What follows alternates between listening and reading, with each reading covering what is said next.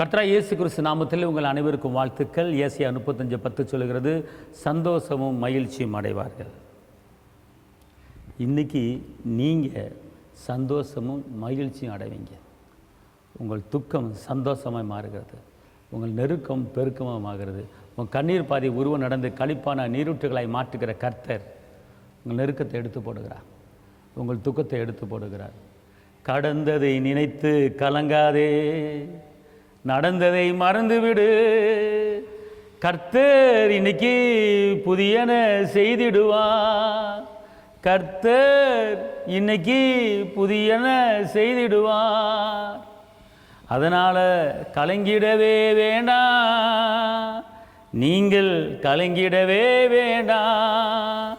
நம்ம இயேசு கைவிட மாட்டார், நம்ம இயேசு கைவிட மாட்டார்.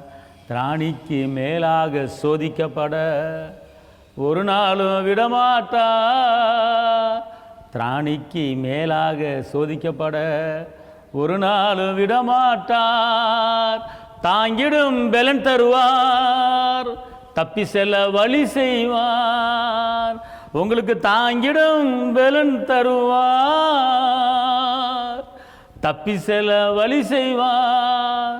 நீங்கள் தப்பி செல்ல வழி செய்வார், நீங்கள் தப்பி செல்ல வழி செய்வார். கர்த்தர் சொல்கிறார், பிரச்சனையை தாண்டுவதற்கு, வேதனையை தாண்டுவதற்கு, தப்புவதற்கு அவர் வழி உங்களுக்கு செய்வார். பழையவையில் ஒளிந்து போன எல்லாம் புதிதான. கடந்ததை நினைத்து கலங்காதை, நடந்ததை மறந்து விடு.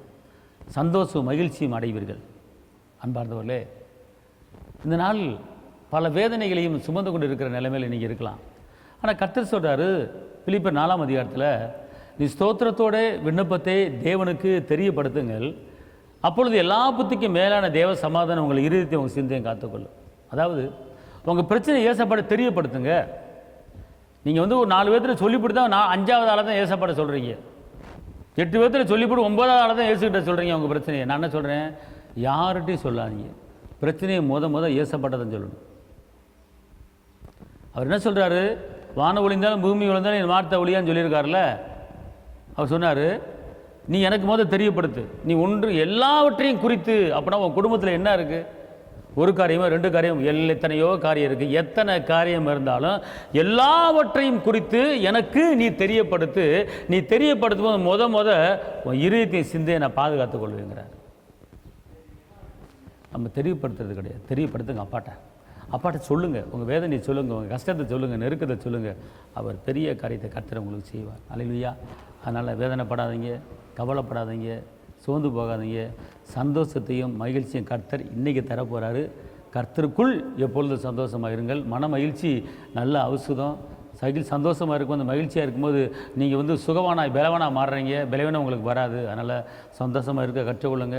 பெரிய காரியத்தை கர்த்தர் செய்வார். உங்களுக்காக ஜெபிக்கிறேன். தகப்பனே இயேசுப்பா, உம்மை நன்றி உள்ளத்தோடு மெய் துதிக்கிறேன், மெய் ஸ்தோத்திரிக்கிறேன். வெற்றி வேந்தனை மெய் துதிக்கிறேன், விடுதலையின் தேவனை மெய் துதிக்கிறேன், கரம் பிடித்தவரை மெய் துதிக்கிறேன், ஜீவனுள்ள தேவனை மெய் துதிக்கிறேன்.